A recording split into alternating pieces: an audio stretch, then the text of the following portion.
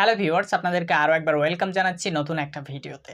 আজকের ক্লাসে আপনাদেরকে লেট এবং গিভ দিয়ে ইংরেজিতে কথা বলা শেখাবো। তো আজকের ভিডিওটা যদি আপনি সম্পূর্ণ দেখেন তাহলে নিজেরাই আপনারা হাজার হাজার সেন্টেন্স বানিয়ে নিতে পারবেন।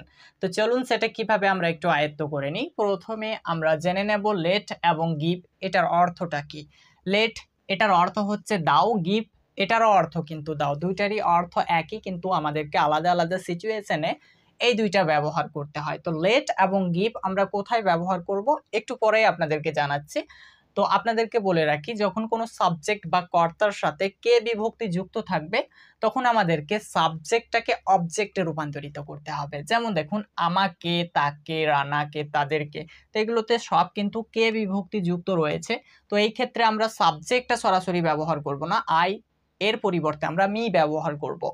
ইউ এর পরিবর্তে আমরা ইউই ব্যবহার করব, উই এর পরিবর্তে আজ ব্যবহার করব, দে এর পরিবর্তে দেম ব্যবহার করব, হি এর পরিবর্তে হিম ব্যবহার করব, সি এর পরিবর্তে হার ব্যবহার করব, নেম এর পরিবর্তে নেমই ব্যবহার করব, ইট এর পরিবর্তে আমরা ইটি ব্যবহার করব। তো আপনারা চাইলে এগুলো একটু নোট করে নিতে পারেন। তো এবার আসুন আমরা জেনে নিই আমরা লেট কোথায় ব্যবহার করব এবং গিভ কোথায় ব্যবহার করব। কোনো শব্দের শেষে যখন আপনি ক্রিয়া অর্থাৎ ভার্বটিকে খুঁজে পাবেন তখন আমাদেরকে লেট ব্যবহার করতে হবে। আর যখন কোনো বাক্যের শেষে আমরা কোনো বস্তুর নাম অর্থাৎ নাউন খুঁজে পাবো সেই ক্ষেত্রে আমরা গিভ ব্যবহার করব। তো এই দুইটা আপনারা একটু ভালোভাবে মাথায় রাখবেন। তো আমরা যখন লেট দিয়ে বাক্য বানাবো সেই নিয়মটা হবে প্রথমেই আমরা লেটকে বসিয়ে দেব। ওকে ফাইন, এতটা আমরা করার পরে কি করব, আমরা অবজেক্টটাকে বসাবো। অবজেক্ট বসানো হয়ে গেলে আমাদেরকে শেষে ভার্বের 1 নম্বর ফর্মটা ব্যবহার করতে হবে। এটা যখন আমরা লেট ব্যবহার করব। এবার আমরা জেনে নিই গিভ, যখন আমরা গিভ দিয়ে যখন বাক্য বানাবো সেটার নিয়মটা কি। প্রথমে আমরা গিভ ব্যবহার করব, ওকে ফাইন, তারপর আমরা অবজেক্টটা ব্যবহার করব, তারপরে আমরা নাউন ব্যবহার করব, নাউনটা লিখে ফেলবো। ওকে ফাইন, এই দুইটা নিয়ম একটু আপনারা ভালোভাবে মাথায় রাখবেন। এবার দেখুন আমরা দেখতে পাচ্ছি আমাকে খেতে দাও। দেখুন তো এই বাক্যটার শেষে আমরা কি পাচ্ছি, ইয়েস গুড, এখানে খেতে দাও এটা তো একটা ক্রিয়া। তো আমরা বলেছি যেখানে ক্রিয়া দেখতে পাবো শব্দের শেষে সেখানে আমরা লেট ব্যবহার করব। তো তাহলে এটা আমরা বুঝতে পারছি এটা আমাদেরকে লেট দিয়ে বানাতে হবে। তো আমরা শব্দের প্রথমে কি করব, লেট ব্যবহার করে ফেলবো। তো আমরা লেট বসিয়ে নিয়েছি।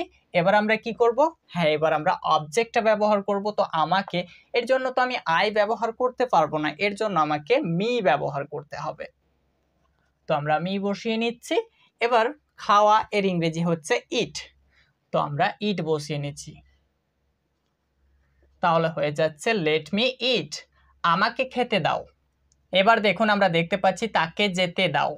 এই বাক্যের শেষেও কিন্তু আমরা ক্রিয়াকে পেয়ে যাচ্ছি, এটা দেখে আমরা বুঝতে পারছি এটাও আমাদেরকে লেট দিয়ে বানাতে হবে। তো চলুন আমরা বানিয়ে নিই। আমরা প্রথমে লেট রাখবো, তারপরে আমরা অবজেক্ট রাখবো। তো অবজেক্ট তাকে, এর জন্য কিন্তু আমরা হি ব্যবহার করতে পারবো না, এটার জন্য আমাদেরকে হিম ব্যবহার করতে হবে। তো আমরা হিম বসিয়ে নিচ্ছি, যদি ছেলে হয় তাহলে আমাদেরকে হিম, আর যদি মেয়ে হয় সেই ক্ষেত্রে আমাদেরকে হার ব্যবহার করতে হবে। তো আমরা হিম বসিয়ে নিয়েছি। এবার আমরা ভার্বের ফার্স্ট ফর্মটা ব্যবহার করব অর্থাৎ মেন ভার্ব। তো এখানে যাওয়ার জন্য আমরা গো ব্যবহার করব। তাহলে হয়ে যাচ্ছে লেট হিম গো, তাকে যেতে দাও। এবার একটু লক্ষ্য করুন, রানাকে একটি কলম দাও। এই বাক্যের শেষে আমরা কি পাচ্ছি, এখানে আমরা একটা বস্তুর নাম পাচ্ছি, কলম একটা বস্তুর নাম, একটা নাউন। সেই জন্য আমরা বলতে পারি এটার ক্ষেত্রে আমরা গিভ ব্যবহার করব। তো আমরা কি করব, গিভটা আমরা শব্দের প্রথমে বসিয়ে নেব। ওকে ফাইন, আমরা গিভ বসিয়ে নিয়েছি। এবার আমরা অবজেক্ট ব্যবহার করব। তো দেখুন রানাকে, এটা তো একটা নাম তাই না, তো নামের অবজেক্ট তো নাম হবে। তো এখানে আমরা রানা বসিয়ে দিচ্ছি। Okay fine, Rana. এরপরে আমরা কি করব, একটি কলম, এর জন্য আমরা এ পেন ব্যবহার করব। নাউনটা বসিয়ে ফেললাম, তাহলে হয়ে যাচ্ছে give Rana a pen, give Rana a pen, রানাকে একটি কলম দাও। এবার আমরা দেখতে পাচ্ছি তাদেরকে ঘুমাতে দাও। এই বাক্যের শেষেও কিন্তু আমরা ক্রিয়া খুঁজে পাচ্ছি অর্থাৎ ভার্বটিকে খুঁজে পাচ্ছি। তাহলে আমরা এটা বলতে পারি এটা আমাদেরকে লেট দিয়ে বানাতে হবে। তো আমরা আবারও লেটকে বসিয়ে নিচ্ছি। ওকে ফাইন, এবার আমরা কি করব, অবজেক্টটা ব্যবহার করব। তো তাদেরকে, এর জন্য তো আমরা দেই ব্যবহার করতে পারবো না, তার জন্য আমাদেরকে দেম ব্যবহার করতে হবে। THEM, আমরা দেম বসিয়ে নিলাম। এবার আমরা কি করব, ঘুমানো এর ইংরেজিটা লিখে ফেলবো মেন ভার্ব। ঘুমানো এর ইংরেজি হচ্ছে স্লিপ, তো SLEEP আমরা স্লিপ বসিয়ে ফেলছি, তাহলে হয়ে যাচ্ছে let them sleep, let them sleep, তাদেরকে ঘুমাতে দাও। এবার আমরা দেখতে পাচ্ছি আমাদেরকে খেলতে দাও।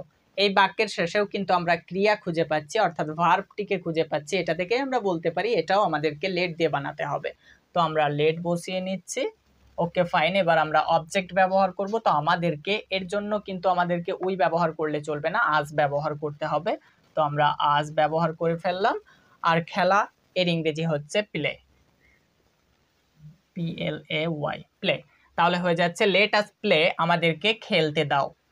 এবার আমরা দেখতে পাচ্ছি আমাকে মোবাইল দাও। এই বাক্যের শেষে কিন্তু আমরা একটা বস্তুর নাম পেয়ে যাচ্ছি, মোবাইল একটা বস্তুর নাম আর এটা একটা নাউন। এটা দেখে বলতে পারি এটা আমাদেরকে গিভ দিয়ে বানাতে হবে, তো আমরা গিভ ব্যবহার করছি।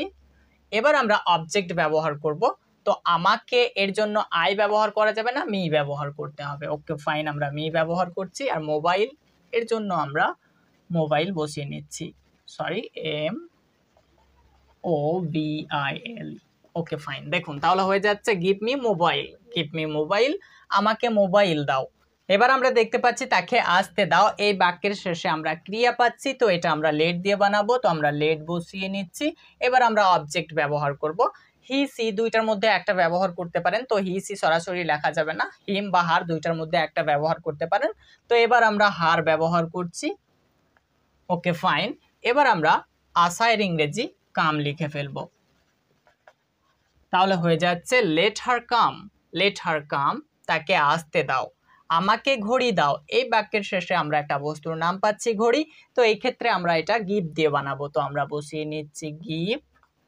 এরপরে আমরা কি করব, হ্যাঁ আমরা অবজেক্ট ব্যবহার করব, তো আমাকে এর জন্য আমরা আই ব্যবহার করব না, মি ব্যবহার করব।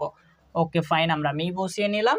আর ঘড়ির ইংরেজি আমরা লিখে ফেলবো the watch, WATCH। Okay fine, দেখুন give me the watch, give me the watch, আমাকে ঘড়ি দাও।